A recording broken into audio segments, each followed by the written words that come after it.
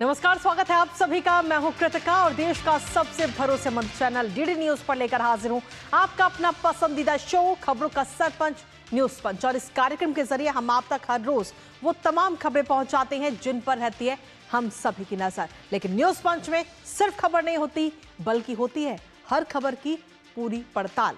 तथ्यों और आंकड़ों के जरिए आपको समझाते हैं खबर का हर एक बिंदु। साथ ही ग्राउंड जीरो पर मौजूद अपनी टीम से जानते हैं एक अपडेट। और आज न्यूज पंच के जरिए जिन प्रमुख खबरों की करेंगे हम विस्तार से बात, जानेंगे एक अपडेट अपने संवाददाता से। सबसे पहले करेंगे उन प्रमुख खबरों का।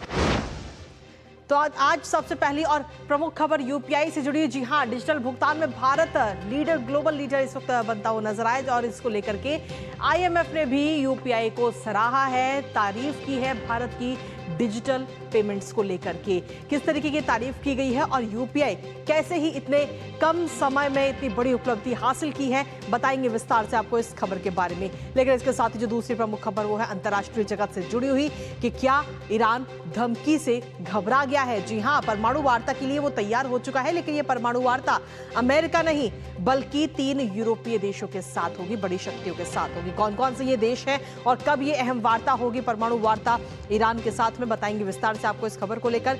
लेकिन इसके साथ ही जो तीसरी प्रमुख खबर है वो है आस्था से जुड़ी हुई। जी हां, आज सावन माह का दूसरा सोमवार है और इसके साथ ही आज एकादशी का भी पर्व है। तो ऐसे में शिवालयों में भक्त उमड़े हुए हैं, बाबा भोलेनाथ के दर्शन कर रहे हैं, पूजन आराधना कर रहे हैं, साथ ही जलाभिषेक करते हुए नजर आ रहे हैं। तो वहीं दूसरी तरफ कांवड़ यात्रा में भी काफी उत्साह भक्तों का देखने को मिल रहा है। दिखाएंगे अलग अलग जगहों की तस्वीरें जो आज सामने आई है, करेंगे विस्तार से बात। लेकिन सबसे पहले शुरुआत कर लेते हैं आज की प्रमुख खबर के साथ। आज हम सबसे पहले बात करने जा रहे हैं उस क्रांति की जिसने हमारे रोजमर्रा के लेन देन को पूरी तरह से बदल कर रख दिया। जी हां, हम बात कर रहे हैं यूपीआई यानी यूनिफाइड पेमेंट्स इंटरफेस की। एक ऐसा डिजिटल हथियार जिसने भारत को कैश से कैशलेस की दिशा में दौड़ने के लिए मजबूर कर दिया। आज पैसा भेजना हो या पाना हो, बिल भरना हो या फिर फोन रिचार्ज, बस मोबाइल उठाइए और कुछ ही टिप्स में काम आपका हो जाता है। ना बैंक की लाइन, ना छुट्टी का झंझट, ना ही लेन देन की उलझने। 24/7 कभी भी कहीं भी पैसा अब आप ट्रांसफर कर सकते हैं सिर्फ एक मोबाइल ऐप के जरिए। और इसमें सबसे बड़ी बात, चाहे आपके कितने भी बैंक खाते हो, सबको एक साथ एक ही ऐप से जोड़ता है और नियंत्रण रहता है आप ही के हाथों में। दुकानदार से लेकर दूध वाले तक सबका अपना क्यूआर कोड है जिसे स्कैन करिए और पेमेंट हो जाता है। इसी ताकत पर भारत आज तेज भुगतान में ग्लोबल लीडर बन चुका है। अंतर्राष्ट्रीय मुद्रा कोष यानी आईएमएफ की ओर से हाल ही में जारी किए गए नोट में इसका जिक्र भी किया गया है। आज पूरी दुनिया में भारत की इस डिजिटल पब्लिक इंफ्रास्ट्रक्चर का डंका बज रहा है। खुद प्रधानमंत्री नरेंद्र मोदी ने भी आज संसद के मानसून सत्रों से पहले इसका जिक्र किया है। करेंगे चर्चा, लेकिन सबसे पहले आपको दिखाते हैं डिजिटल पेमेंट्स में भारत सबसे आगे। तो जी हां, डिजिटल पेमेंट्स में भारत इस वक्त सबसे आगे नजर आ रहा है, जहां भारत तेज भुगतान में ग्लोबल लीडर इस वक्त अब बन चुका है।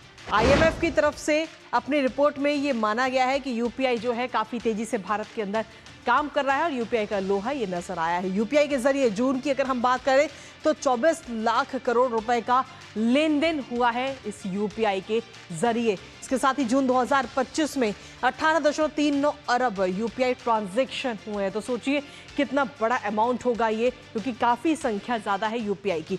बीते साल जून 2024 में 13.88 अरब लेन देन हुए थे इस यूपीआई के जरिए और एक साल में ही यूपीआई लेन देन में लगभग 32% की बढ़ोतरी भी दर्ज की गई है। इसके साथ ही भारत के डिजिटल पेमेंट में यूपीआई की 85% हिस्सेदारी है और वैश्विक स्तर पर डिजिटल भुगतान में यूपीआई की 50% हिस्सेदारी नजर आई। तो यूपीआई किस तरीके से ग्लोबल स्तर पर भी काम कर रहा है वो हमने आपको बताया। लेकिन इसके साथ ही आज मानसून सत्र से पहले प्रधानमंत्री नरेंद्र मोदी ने मीडिया को संबोधित किया और ऐसे में उन्होंने कहा कि डिजिटल इंडिया यूपीआई आज भारत के एक नए सामर्थ्य को दुनिया देख रही है, पहचान रही है और ज्यादातर देश में उसके प्रति एक आकर्षण भी पैदा हो रहा है। और क्या कुछ कहा प्रधानमंत्री नरेंद्र मोदी ने इस दौरान यूपीआई को लेकर, सुनाते हैं आपको। डिजिटल इंडिया यूपीआई आज भारत के एक नए सामर्थ्य को दुनिया देख रही है, पहचान रही है और ज्यादातर देश में उसके प्रति एक आकर्षण पैदा हो रहा है। यूपीआई ने फिनटेक की दुनिया में अपने एक नाम कमाया है।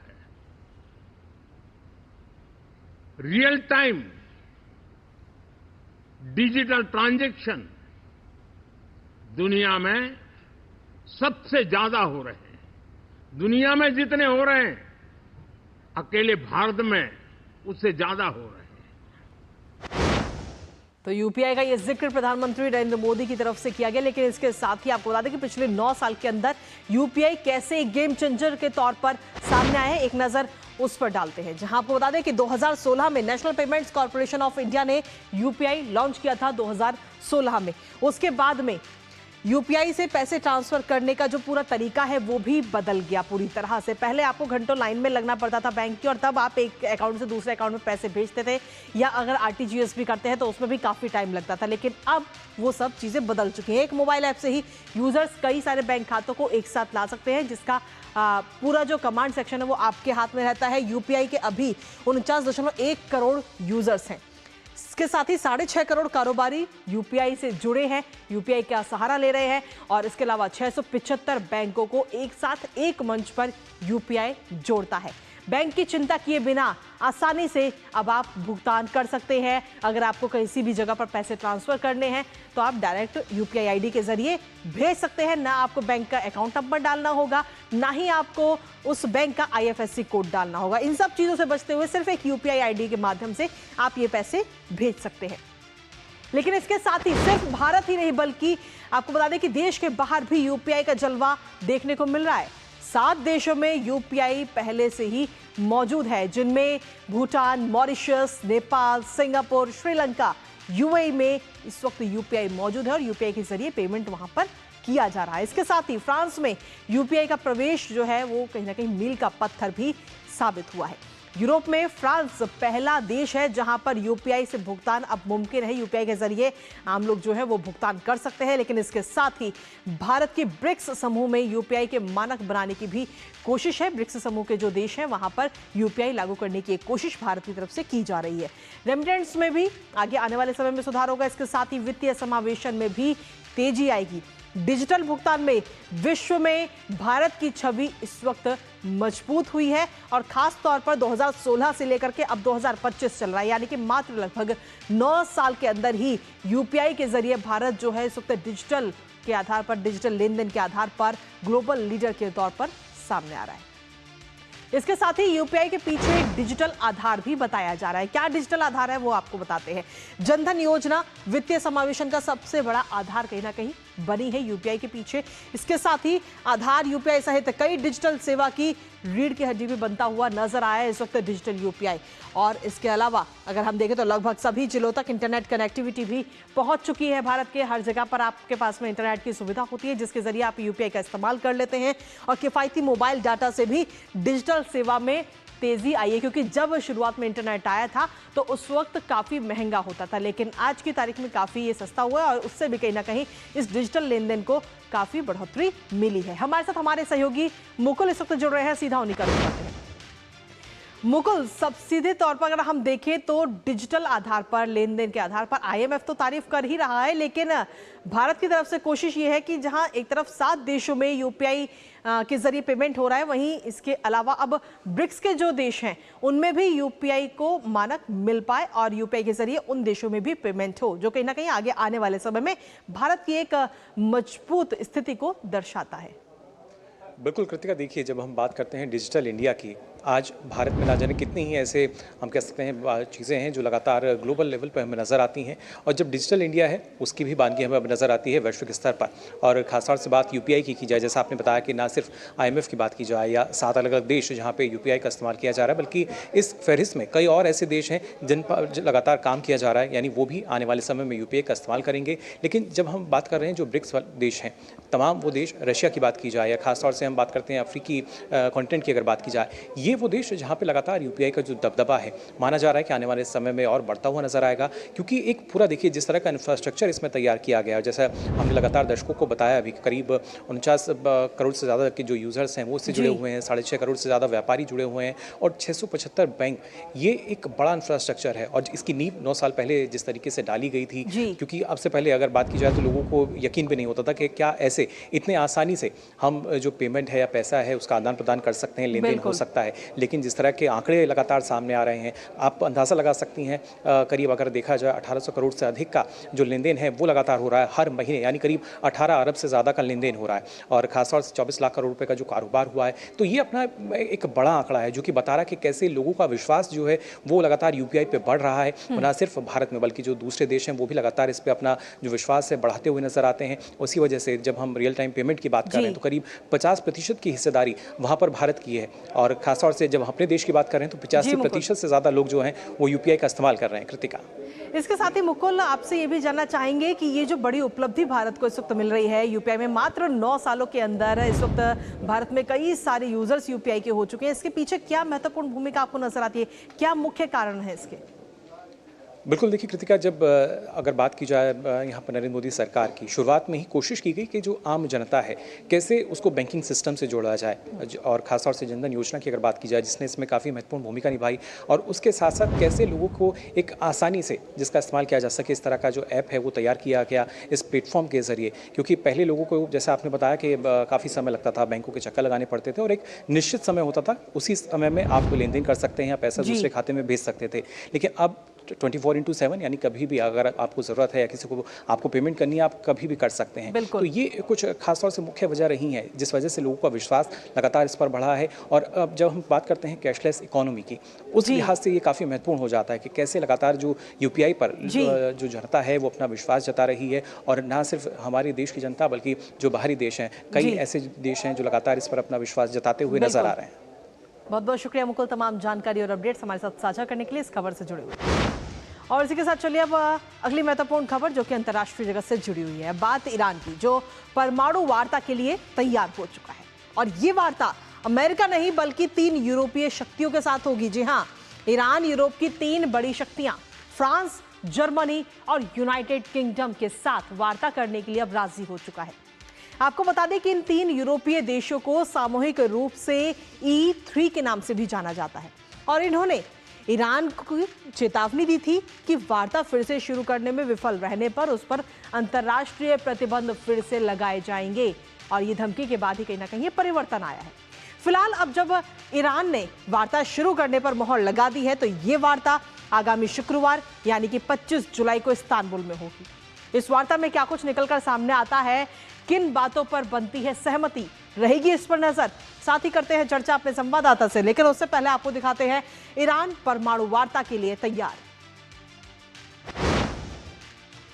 तो ईरान इस वक्त परमाणु वार्ता के लिए तैयार है जिसमें ब्रिटेन, फ्रांस और जर्मनी के साथ ये वार्ता होगी सीधे तौर पर। और इसके साथ ही आपको बता दें कि 25 जुलाई यानी शुक्रवार का वो दिन रहेगा जब ईरान के साथ ये बातचीत होगी परमाणु वार्ता को लेकर के। और इसके साथ ही ईरान के विदेश मंत्रालय की तरफ से इसकी जानकारी दी गई है। लेकिन ईरान को इससे पहले धमकियां भी कई सारी दी गई थी, उसके बाद ही ईरान राजी हुआ है। इस्तांबुल में चारों देशों के बीच ये महत्वपूर्ण बैठक होगी और खासतौर पर अमेरिका इसमें मौजूद नहीं रहेगा। साथ ही आपको बता दें कि उप विदेश मंत्री के स्तर पर ये बातचीत होगी और सभी देश इस पर मिलकर के देखना होगा कि इस वार्ता में किन बातों पर सहमति बनती है, क्या कुछ निकलकर सामने आता है। लेकिन इसके साथ ही पुराने समझौते से भी ईरान जो है वो इस वक्त इनकार करता हुआ नजर आया है। दरअसल साल 2015 में ये परमाणु समझौता हुआ था जिसमें खासतौर पर अगर हम देखें तो ब्रिटेन, फ्रांस और जर्मनी ने इसका समर्थन उस दौरान किया था साल 2015 में। और यूएस, चीन और रूस भी समझौते के समर्थक ही उस वक्त नजर आए थे। साथ ही आपको बता दें कि अब समझौते के तहत ही ईरान को रोकना था परमाणु कार्यक्रम, ये बात कही गई थी। बदले में ईरान पर प्रतिबंधों को भी हटाया गया था।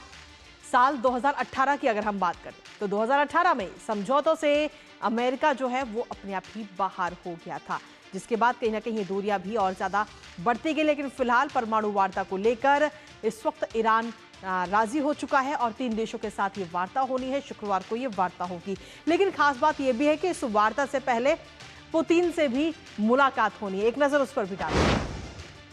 दरअसल ईरान के विदेश मंत्री ने पुतिन से ये मुलाकात की है और ये मुलाकात कहीं ना कहीं काफी असरदार है। ईरान के परमाणु कार्यक्रम पर इस मुलाकात में चर्चा की गई है, जो परमाणु कार्यक्रम चल रहा है, और इसके साथ ही क्रेमलिन के प्रवक्ता दिमित्री पेस्कोव ने इसकी जानकारी खुद दी है। इस मुलाकात की जानकारी उनकी तरफ से सामने आई है। पश्चिम एशिया के बिगड़ते हालात पर भी दोनों नेताओं के बीच में बात हुई है। क्रेमलिन के प्रवक्ता दिमित्री पेस्कोव ने इस बात की जानकारी दी है, इस मुलाकात की जानकारी दी है। इसके साथ ही आपको बता दें कि रणनीतिक साझेदारी संधि पर भी हस्ताक्षर हुए और संधि के तहत हमला होने पर सैन्य सहायता नहीं दी जाएगी। ये बात भी कही गई है कि जो संधि है उसके तहत हमला होने पर नहीं देगा कोई भी सैन्य सहायता। इसके साथ ही आपको बता दें कि रूस का IAEA की निगरानी में असैन्य परमाणु अनुसंधान को भी समर्थन है। तो काफी महत्वपूर्ण ये वार्ता अब होने जा रही है शुक्रवार को, और इस वार्ता पर हम सभी की नजर बनी हुई है। सीधा रुख करते हैं इस वक्त अखिलेश का, हमारे साथ इस वक्त जुड़ रहे हैं हमारे सहयोगी।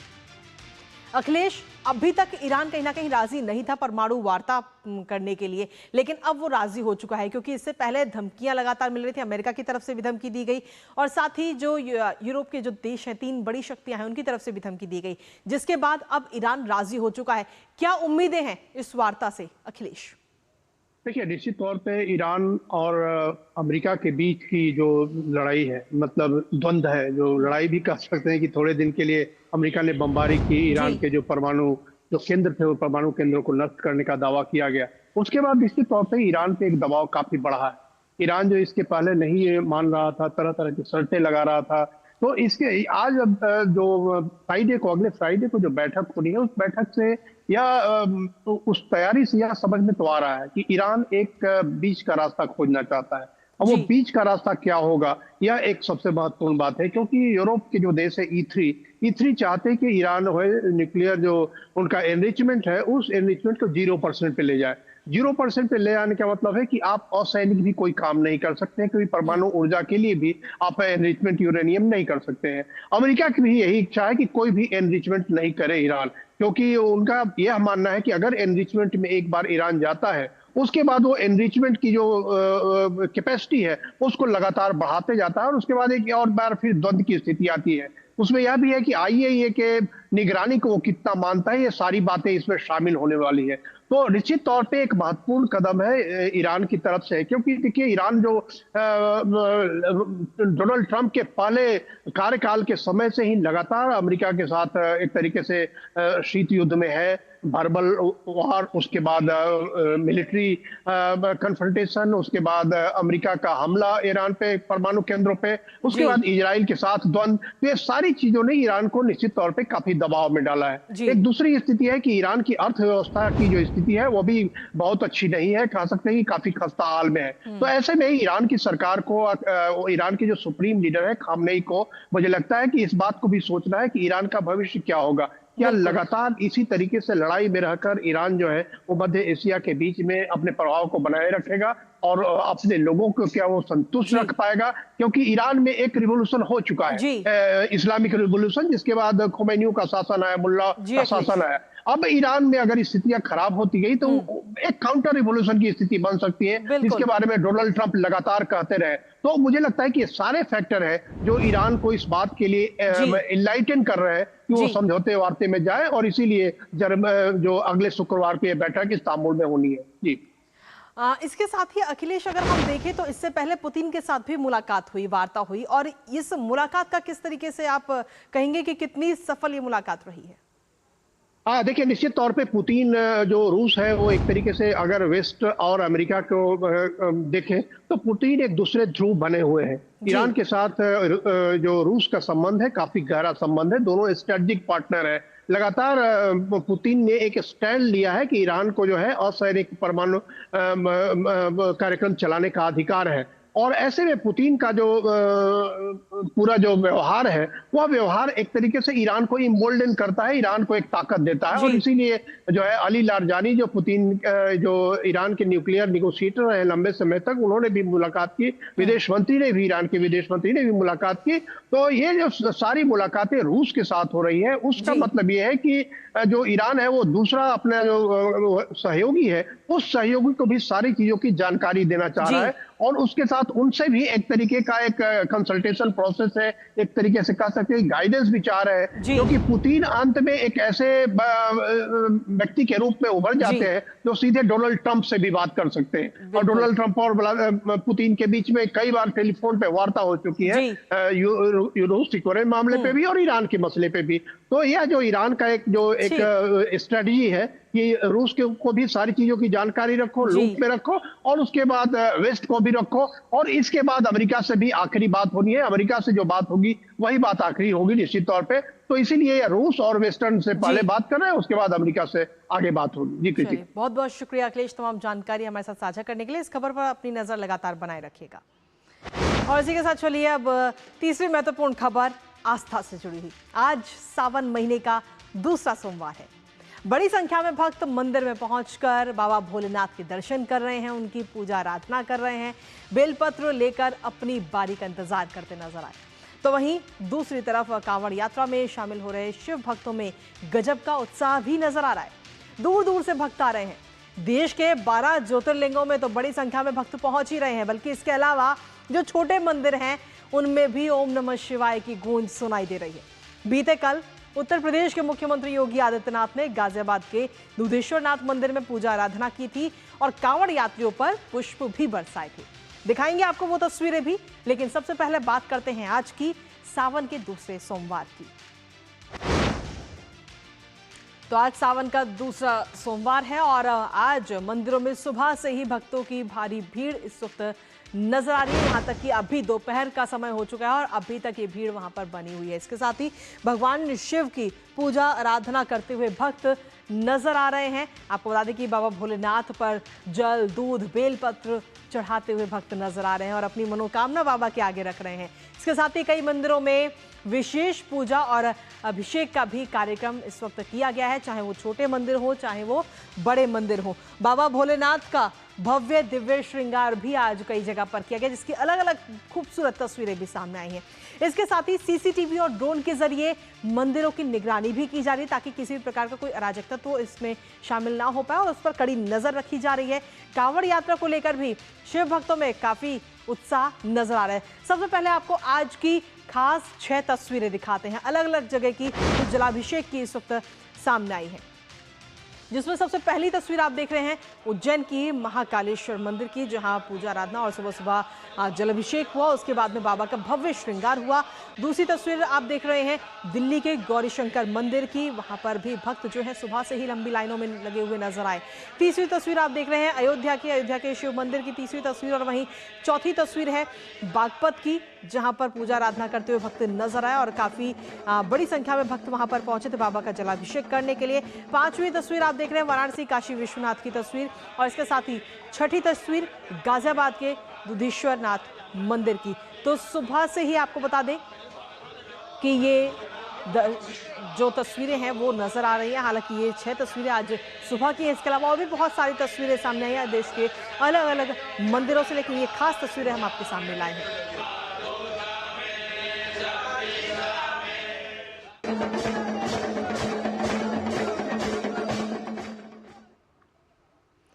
तो ये तस्वीरें हमने आपको दिखाई, लेकिन इसके साथ ही आपको बता दें कि जहां एक तरफ भक्त मंदिरों में पहुंचकर बाबा का जलाभिषेक कर रहे हैं आज, क्योंकि आज सावन का दूसरा सोमवार है, और लेकिन इसके साथ ही कांवड़ यात्रा को लेकर भी काफी उत्साह भक्तों के अंदर नजर आ रहा है। क्योंकि बीते कल की अगर हम बात करें तो बीते कल खुद मुख्यमंत्री योगी आदित्यनाथ गाजियाबाद के मंदिर पहुंचे थे और दुधेश्वरनाथ मंदिर में सीएम योगी आराधना पूजा करते हुए नजर आए थे। उस दौरान की तस्वीरें भी आपको दिखा रहे हैं। इसके साथ ही कल मुख्यमंत्री योगी आदित्यनाथ ने हेलीकॉप्टर के जरिए वहां की जो तमाम व्यवस्थाएं हैं कांवड़ यात्रा को लेकर उनका जायजा लिया। यात्रा के दौरान शिव भक्तों का हौसला बढ़ाते हुए भी मुख्यमंत्री योगी आदित्यनाथ नजर आए हैं, जहां मेरठ में कांवड़ियों पर पुष्प वर्षा भी मुख्यमंत्री योगी आदित्यनाथ ने की। और इसके साथ ही जहां हेलीकॉप्टर से पूरा जायजा लिया है तमाम तैयारियों का कि कांवड़ यात्रा को लेकर किस तरीके की तैयारियां हैं, उसके साथ ही सभी शिव भक्तों को एक मैसेज भी दिया गया है और उनको उनकी जिम्मेदारी भी याद दिलाई गई है। हमारे साथ हमारे सहयोगी इस वक्त जुड़ रहे हैं आशुतोष शुक्ला, मेरठ से सीधा उन्हीं का रुख करते हैं। आशुतोष, खुद मुख्यमंत्री योगी आदित्यनाथ कल पुष्प वर्षा करते हुए नजर आए थे। कांवड़ यात्रा का पूरा उन्होंने जानकारी ली थी, तमाम जो व्यवस्थाएं हैं उनका जायजा लेते हुए नजर आए थे। लेकिन इसके साथ ही एक मैसेज भी मुख्यमंत्री की तरफ से दिया गया कि अगर कोई भी अराजक तत्व या कोई भी उपद्रवी अगर बीच में नजर आता है तो तुरंत प्रशासन को इसकी जानकारी दीजिए, जो खास तौर पर कांवड़ यात्रा को बदनाम करने की कोशिश कर रहे हैं, साजिश कर रहे हैं। कृतिका, देखिए जिस तरह से मुख्यमंत्री योगी आदित्यनाथ कल मेरठ पहुंचे थे, गाजियाबाद में वहां दूधेश्वर महादेव के मंदिर में पूजा अर्चना की थी। इसके साथ जो है बागपत से लेकर मुजफ्फरनगर तक जो कांवड़ रूट है उसका हवाई सर्वे किया था।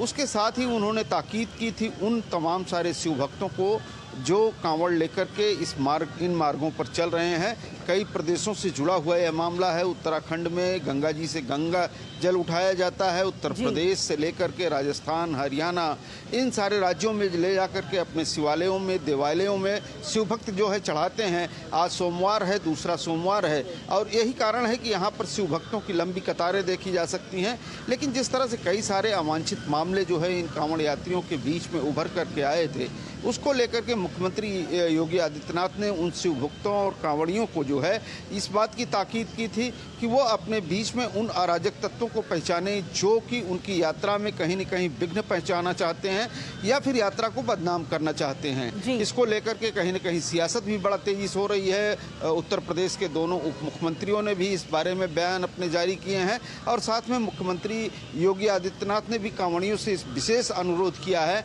कि वो अगर कोई भी अराजक तत्व होता है तो कानून अपने हाथ में न लें, बल्कि प्रशासन उनकी सुविधा के लिए पूरी तरह से यहाँ मुस्तैद है और वो केवल इंगित करने मात्र से ही जो है उन अपराधियों या उन जो उपद्रवी हैं उनके प्रति उनके खिलाफ कार्रवाई कर सकता है। कृतिका, आप हमारे पीछे देख रही होंगी कि किस तरह से ये कांवड़ यात्रा जो है मेरठ पहुंच करके मुजफ्फरनगर पहुंच से होते हुए यहाँ पहुंच करके किस तरह से भक्ति का सैलाब जो है ये देवालयों और शिवालयों तक जाने के लिए आतुर है। और यह भक्ति और श्रद्धा केवल जो है इन्हीं बड़े लोगों तक सीमित नहीं है। आप हमारे साथ देख सकती हैं कि ये 3 बच्चे हैं जो स्केटिंग करते हुए गंगा जल लेकर के शिवालय तक जाना चाहते हैं और देवालय में जाकर के वो जलाभिषेक करना चाहते हैं। तो कहीं न कहीं कृतिका जो है भक्ति और जो है भक्ति की शक्ति जो है वो सियासत पर भारी पड़ती हुई नजर आ रही है। और ये हर साल होता है, पूरा सावन मास जो सृष्टि के संहारकर्ता और पालक दोनों है भगवान शिव को जो है महादेव को ये समर्पित होता है। और भगवान भोलेनाथ के भक्त उसी भोले के रूप में यहाँ की सड़कों पर नजर आते हैं और अपने देवालयों तक जा करके भगवान शिव की सेवा करना चाहते हैं, उनका जलाभिषेक करना चाहते हैं। कृतिका, चलिए, बहुत बहुत शुक्रिया आशुतोष, तमाम तस्वीरें हमारे दर्शकों के साथ साझा करने के लिए और कांवड़ यात्रा को लेकर भक्तों के इस उत्साह को तस्वीरों के माध्यम से हमारे तक पहुंचाने के लिए। तो सीधे तौर पर आज सावन महीने का दूसरा सोमवार, जहां एक तरफ शिवालयों में काफी भक्तों की भीड़ नजर आ रही है तो वहीं दूसरी तरफ कांवड़ यात्रियों में भी गजब का उत्साह इस वक्त देखते ही बन रहा है। नजर इस पर लगातार बनी रहेगी। लेकिन इसी के साथ फिलहाल न्यूज पंच मुझे और हमारी पूरी टीम को दीजिए अनुमति। कल सुबह 10:30 बजे फिर होगी आपसे मुलाकात कुछ और महत्वपूर्ण खबरों के साथ। तब तक के लिए नमस्कार।